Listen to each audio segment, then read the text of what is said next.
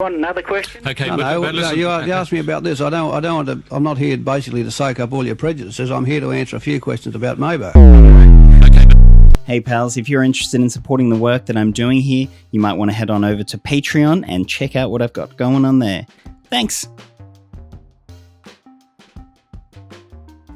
So most of you probably know me as a wackadoo Lefty.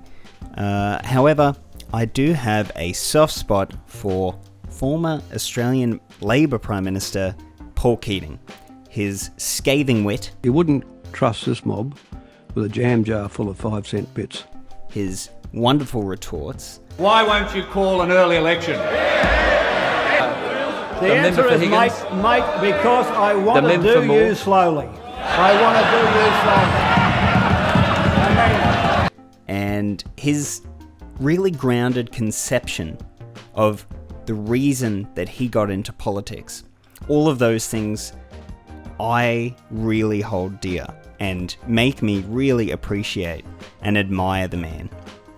And one of my favourite things has always been this recording from 1992 after the High Court in Australia passed the what has become known as the Mabo decision, and Paul Keating's government was about to implement native title laws. And he went into a radio studio and he took calls from the public and just straight out calls out their prejudice to their face. And it is so wonderful. So that's my introduction. I just want you to sit back and bask in this glory. I'm not here basically to soak up all your prejudices. I'm here to answer a few questions about Mabo. I mean, don't you think that Aboriginal Australians are entitled to any land that is theirs? They should be treated the same as every other. Well, okay, there. What's your problem? I have to buy my land. Why can't they buy theirs? But forget about that bracial business. Well, hang on. Let's get an answer to that question. You had to buy your land. Why can't they buy theirs? What's the Prime Minister got to say to that? Well, if there'd have been a treaty here in 1788, There couldn't be a treaty, Mr. then the thing is, maybe that the Crown might have bought its land. There couldn't be a treaty, Mr. Keating. You know that, because there was too many tribes and clans and whatever.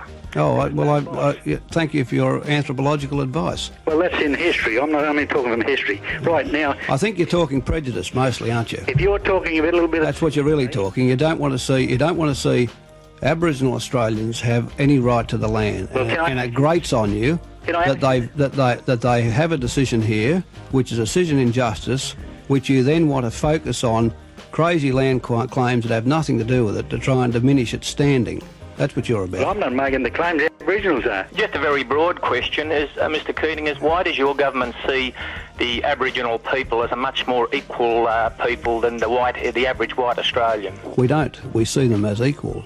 Well, you might say that, but all the indications are that you don't. But I think that what's implied in your question is you don't. You think that non-Aboriginal Australians there ought to be discrimination in their favour against blacks. Not whatsoever. I don't see that at all. But myself and every person I talk to, and I'm not racist, but every person I talk to. Well, that's what they all say, don't they? I mean, they put these questions. They always say, "I'm not racist, but I don't believe that Aboriginal Australians ought to have a basis in equality with non-Aboriginal Australians." Well, of course, that's part of the problem. Aren't they more equal than us at the moment with the preferences they get? More equal? They were. I mean, it's not for me to be giving you a history lesson. They were largely dispossessed of the land, and they held. I think there's a question over that. Well, a lot of people will tell you that. You're telling us one thing, and well, if you're sitting on the title of any block of land in New South Wales, you can bet an Aboriginal person at some stage was dispossessed of it. Well, but you know that for sure, do you? Well, of course we know it for sure. Yeah. Okay, well, look, going on to your last caller there, I think he had some pertinent things to say that you couldn't answer either. Yeah, I know, but you hold his view, don't you? I do.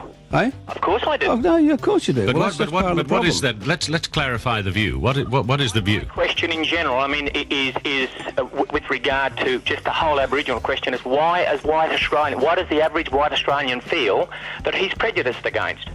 Why? Because of the things that your government does. Like what? Well, the preferential treatment.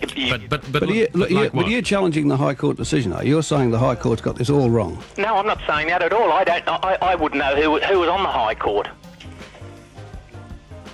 Oh, well, why don't you sign off? If you don't know anything about it and you're not interested, goodbye.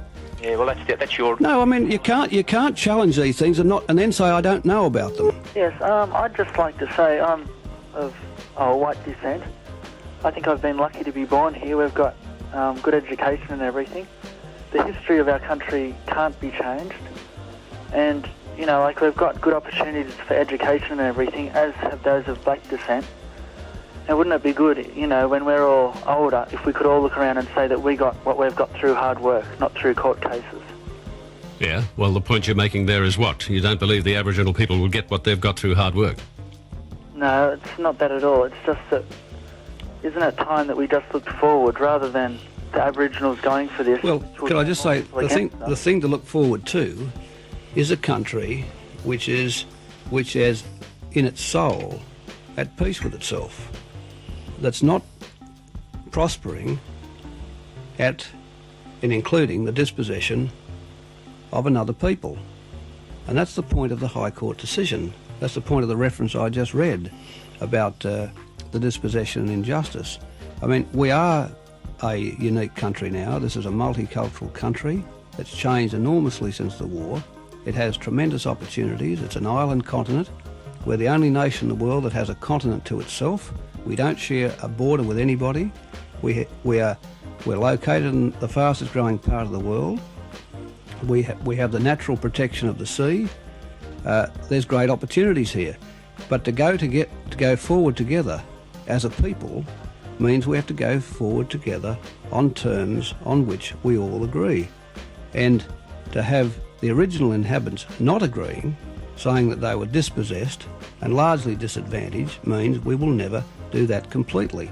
Now, that's why the Mabo decision is an opportunity. It's an opportunity to deal very late in the piece, but better late than never, with the injustice of Aboriginal dispossession. But what it does, it brings up, on a basis of equality, the opportunity of the original inhabitants to have a piece of the country themselves. If we want to progress as a country truly at peace with itself inside, that is, where the opportunities available to Australians are equal opportunities, the Mabo judgment does give Australia a chance to even up, to give Aboriginal people some of the rights that non-Aboriginal Australians have had. I want to give a shout out to my very first patron, Jackson Orville. Thank you very much. You are a very good boy.